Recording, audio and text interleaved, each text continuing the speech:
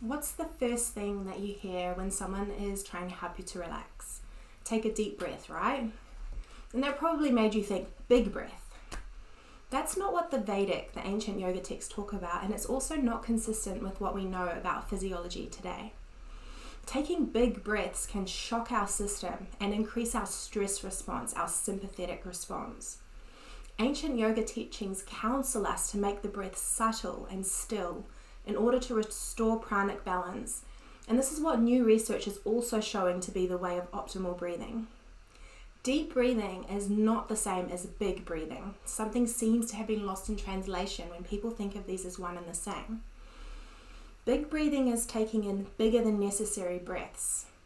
For optimal deep breathing, we want the breath to be controlled and subtle, and here's why.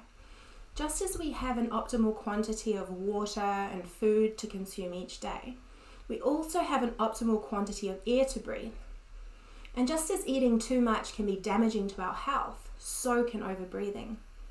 And big breathing leads to overbreathing, hyperventilation, which can mess with the delicate balance of oxygen and carbon dioxide exchange that takes place inside every cell of your body. Overbreathing can cause you to release too much carbon dioxide, which impairs the flow of blood to the brain. This image shows what happens to your brain after just 1 to 2 minutes of overbreathing. Notice the substantial drop in oxygen. It is a myth that breathing more increases the oxygen in the body. When we increase our breathing rate and volume, carbon dioxide within the body begins to drop. And when this happens, it reduces the body's ability to transfer oxygen into the cells. Even when you take bigger and deeper breaths, the end result is the same. The body becomes deprived of oxygen. So the goal is to reduce the amount of carbon dioxide lost when we breathe, which then increases oxygen availability to all the cells. So on some level, these ancient yogis knew this, and this is why slow, quiet, rhythmic, diaphragmatic breathing through the nose is recommended. So signs that you are over-breathing include things like fast, rapid breathing, breathing through your mouth, feelings of breathlessness, fast heart rate, regular yawning or sighing, even congestion, nasal congestion, dizziness, fatigue, restlessness, brain fog or concentration problems. And then there's anxiety, unrestful sleep, even digestive problems. Phew, and that's just to name a few. So overbreathing really can affect everything.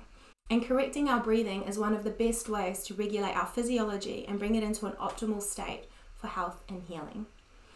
So what can you do about it now? Well, if you already saw my first video, you will already know that the first step is to start breathing through your nose at all times, including during the day when you are resting, when you are exercising, and especially when you're sleeping. If you haven't seen that video yet, I highly recommend going back to watch it.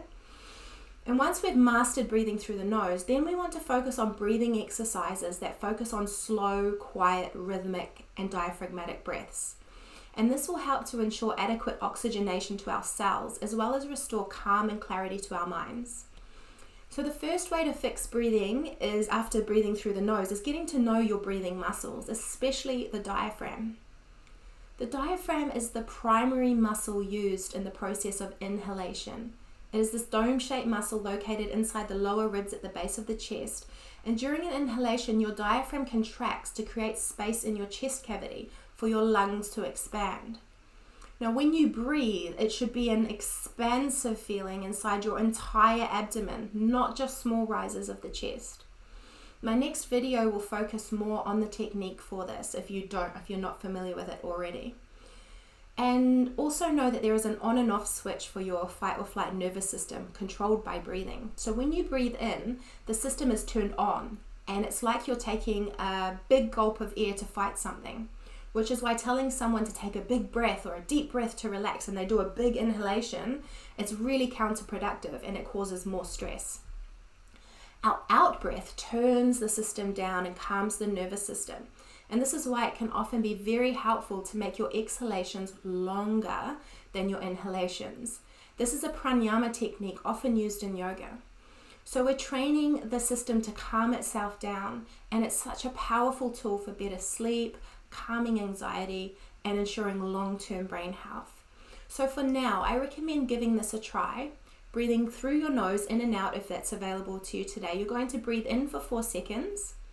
When you reach capacity, hold for a few seconds and slowly breathe out for 6 seconds. And try and make this a quiet breath out and repeat this. If this feels too challenging, you might try breathing in for 3 seconds and breathing out for 5, or just speeding up how fast you're counting. And find a breath that's comfortable for you, but just slowly extending the exhalation. And as you're doing this now, every time you breathe out, focus on relaxing the muscles in your face and shoulders and anywhere else you feel tense. Breathing in for 4, out for 6.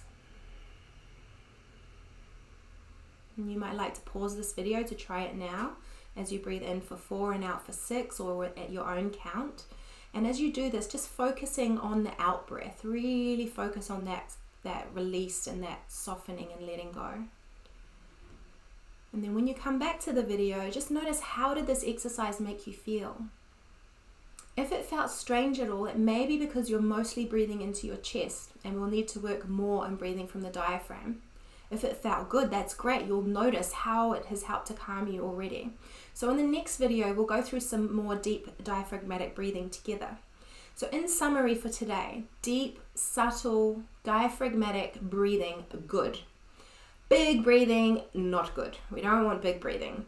So breathe through your nose, and then you might like to practice this breathing exercise where you're focusing on extending your exhalation, hearing it quietly, it's not a big sound, and just feeling that calming effect on the body.